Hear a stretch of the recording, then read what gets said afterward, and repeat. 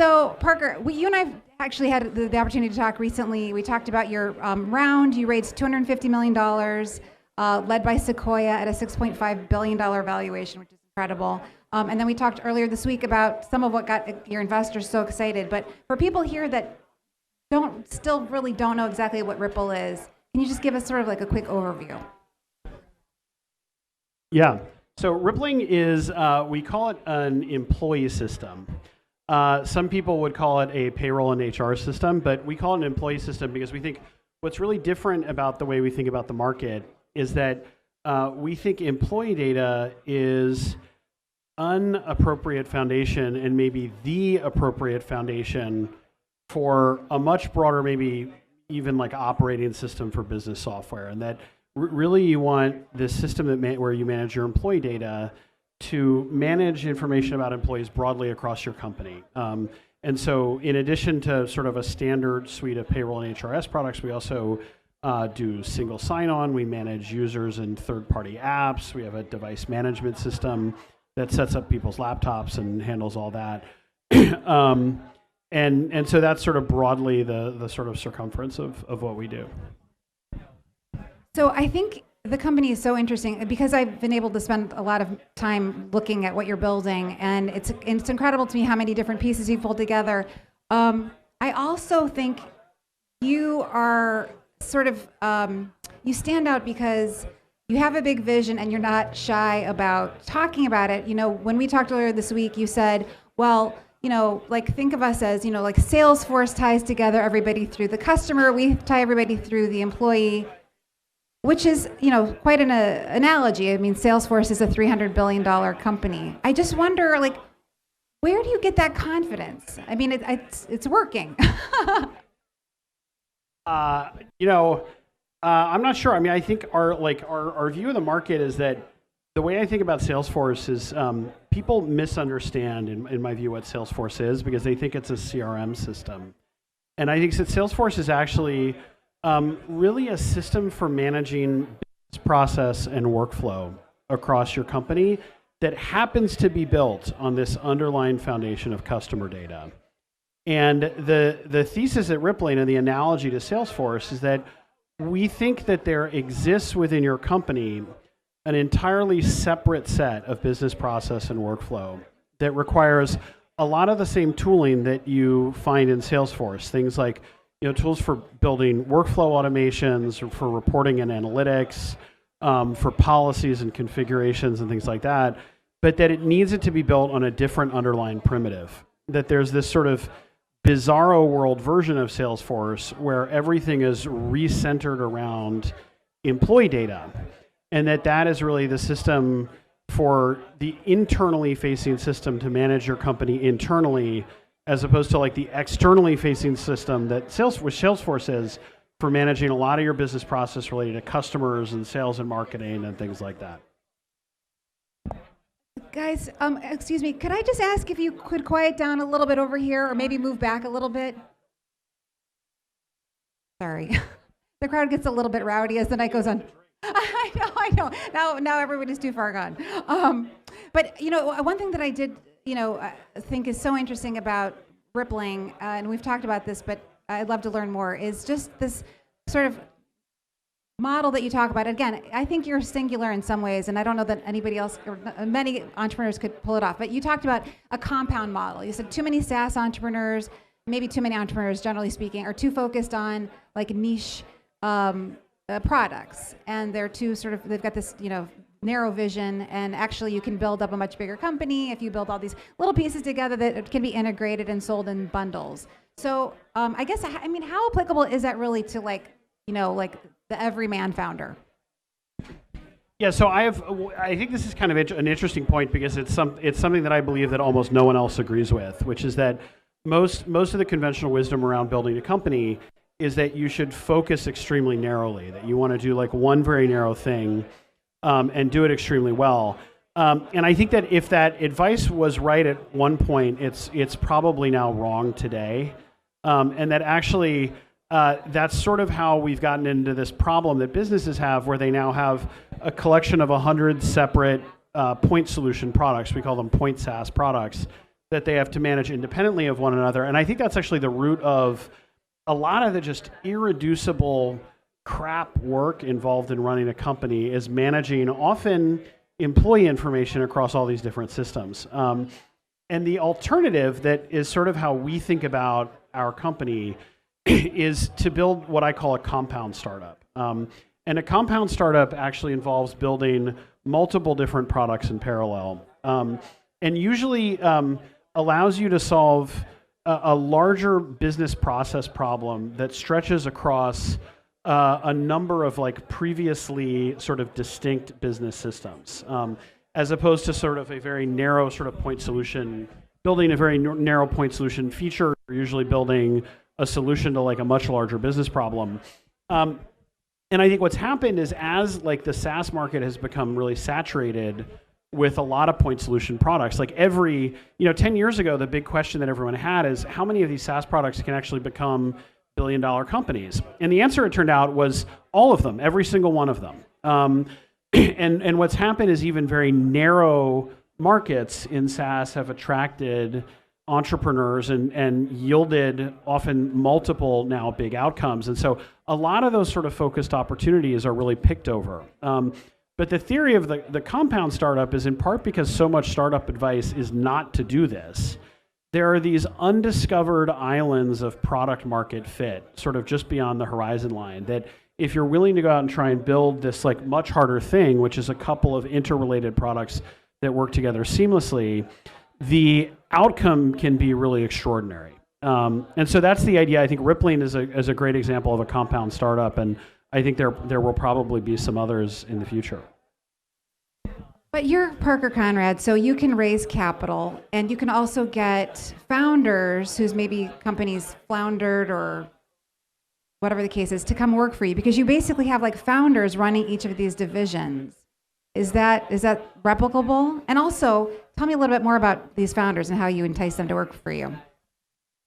So one thing, if you do companies that are built in this way, you need to sort of organize them slightly differently. And so what we do is, one of the ways that we're able to successfully build different products in parallel is by parallelizing execution, by having more of like a business unit structure where you have, usually we love hiring former founders to run specific product lines and build them and really run them as general managers. So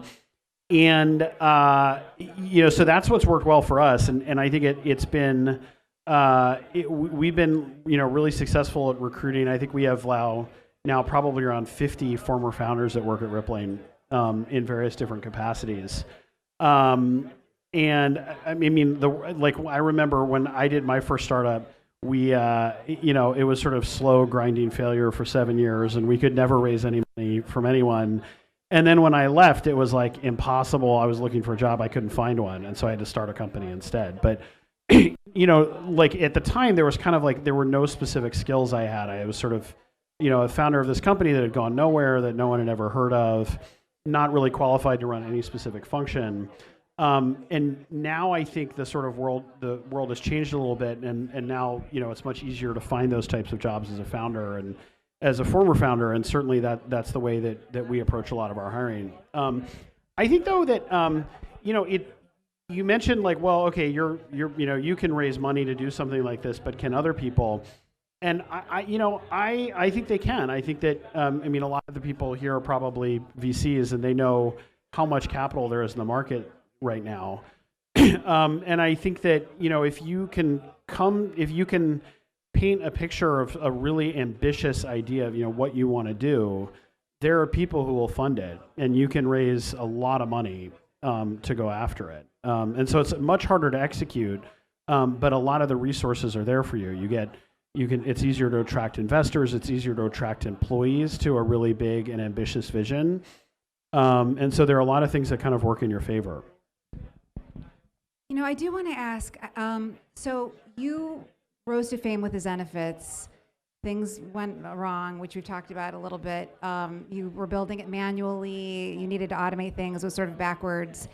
I do want to ask about how you went about in those meetings, because you got right back out there and raised more money. So was that difficult? Because there are founders out here who've also had bad experiences.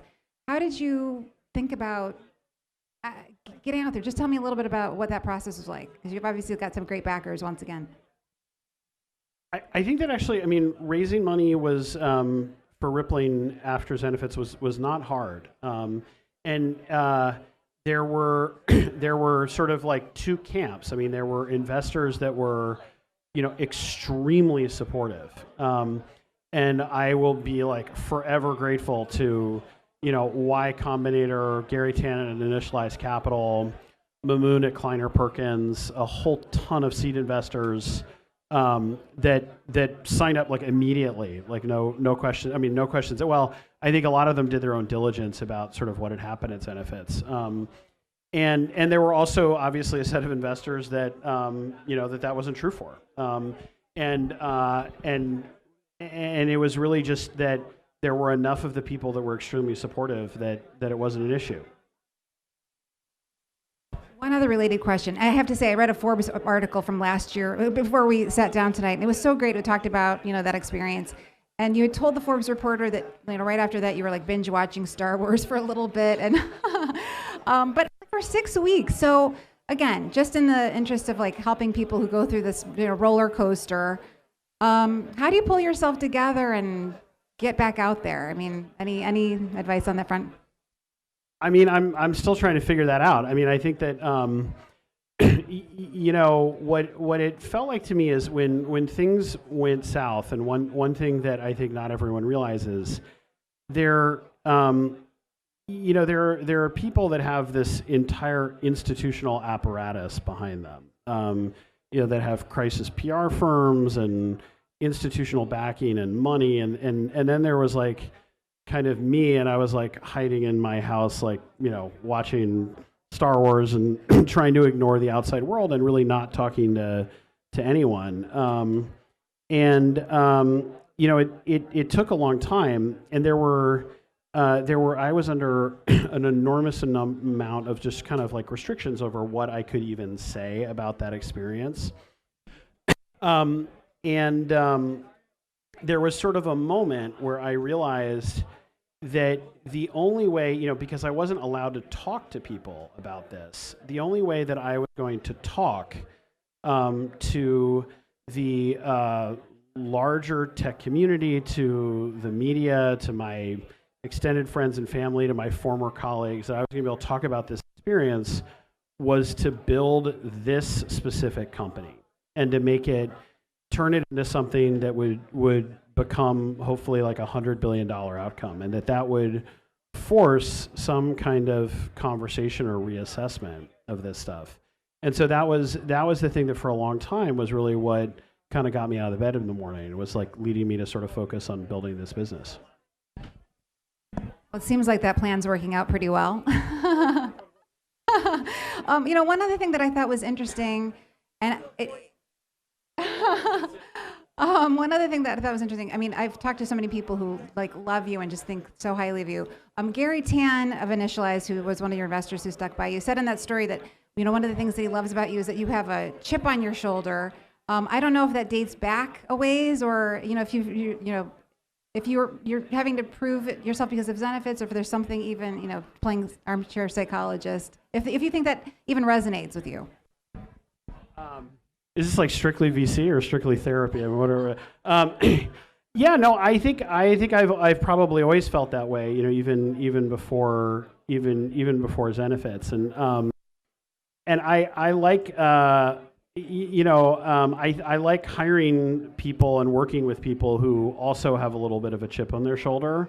I think it works out better if you have a chip on your shoulder, but also kind of a sense of humor. If you just have a chip on your shoulder, maybe you're kind of a prick. But sometimes people who have sort of both those things can be a lot of fun to work with, and often can really accomplish some awesome stuff. So those are the people that I like to spend time with. Well, for what it's worth, Strictly VC is basically a spite store. I don't know if you ever saw the Curb Your Enthusiasm, but Larry David starts a coffee shop because I'd say Larry's exactly that. So I get that. I did want to talk to you a little bit more about Rippling. So Rippling, it's so interesting. So the news thing is you had this offering that does so many different things, And one of the things you did was sort of make it easy for companies to get their employees signed on to like all these millions of third-party services that they use, Checker, Ramp, et cetera, et cetera. But now you're integrating them. And I just wondered a little bit about how easy that process is if they see you as, I don't know, competitors, if you could potentially steal their customers over time. Because I know in some cases you are using third-party services, but you're also creating similar services within Rippling. I mean, the analogy that I think of is like Salesforce. That there are Salesforce has its own Service Cloud product, and I think the integration that Salesforce has with Zendesk is also extremely important to both companies. And I think things like that should be true for Rippling as well. Actually, the product launch that we did today that we call Unity, one of the sort of biggest component of this launch is that we're starting to pull in a lot of data from third-party systems that are connected up to Rippling. And one of the things that we believe about employee data is that employee data, because most systems have like what's called like an employee dim table in their data model, you can use employee data as a linchpin or a join condition to create a unified schema across a lot of different business software and sort of have one place where you have data about employees, like from an HR system perspective, but also data about the Zendesk tickets they've closed, the pull requests they have in GitHub, the Jira tickets that are assigned to them over here. And then once you've kind of joined all these things together, you can start to build workflow that says when something happens over here, then do something over there. And you can run analytics and create a whole bunch of functionality around the data about employees across all these different business systems. And so bringing in a lot of this third-party data is like really important to the way we think about our product. And we think that Rippling can actually create a lot of new product capabilities for partners, for ecosystem partners that are connected up with Rippling. And we also send them an enormous amount of business. So we send tons of companies out to TNA systems, to spend management systems, to 401k providers, to all the different systems that work with us. Even in cases like in TNA where we have our own in-house product as well. Well, I wanted to give you guys a chance. Does anybody have a question for Parker that you'd like to ask? Can't see. Yeah. Do you foresee taking over Workday in the future? So I think there are a few differences between us and Workday, and one of the biggest ones is just about segment focus. And so Workday is really focused on really big enterprise companies, and our focus is on businesses under sort of 1,000 or 2,000 employees. We go from sort of 2 to around 1,000 or 2,000 employees. People sometimes confuse the size of those markets. Like one of the things that if you look at the number of employees in the United States that work for companies above 2,000 employees, it's like an order of magnitude smaller than the number of people that work for companies under 2,000 employees. And so we like that segment of the market. The other difference is really just kind of philosophical, I think, which is that Workday, in my view, is really replicating this sort of standard model of how HR software, they're kind of going after Oracle. And so when they think about employee software and HR software, they think of, there's payroll and HRIS, and then there's, 7 or 8 modules that surround it, maybe a dozen. There's like performance management and, ATS and benefits administration, and, there's a few others, but it's like a dozen. And then, then they're moving over because they want to fight with Oracle, and they're building their G&L system and their ERP system to sort of match Oracle.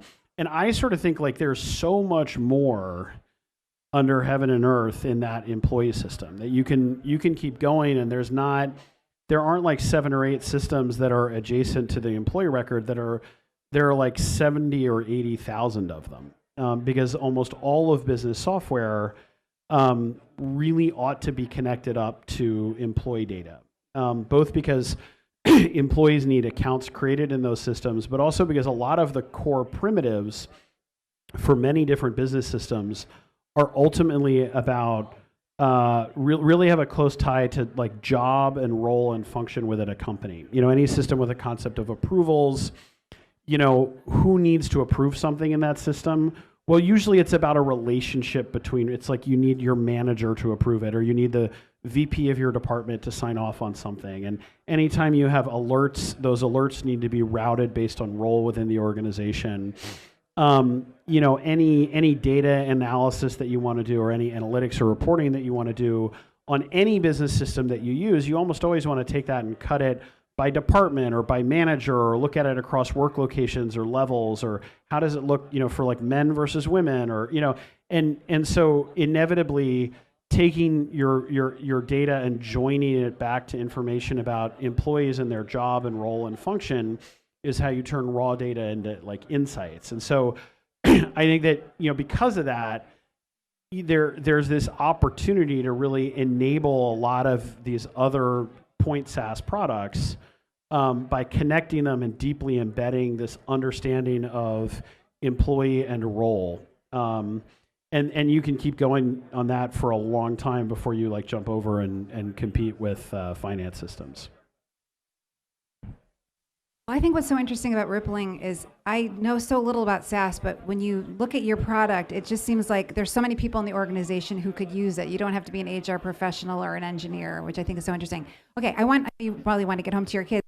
I did just want to ask, you've raised a ton of money. You've just announced all these products that you've been working on for something like 20 months. So what now? Like, do you kind of take it easy a little bit, or is it just like making sure that people understand all the different offerings? I mean, there's a bit of a learning curve. I'm going to Disney World.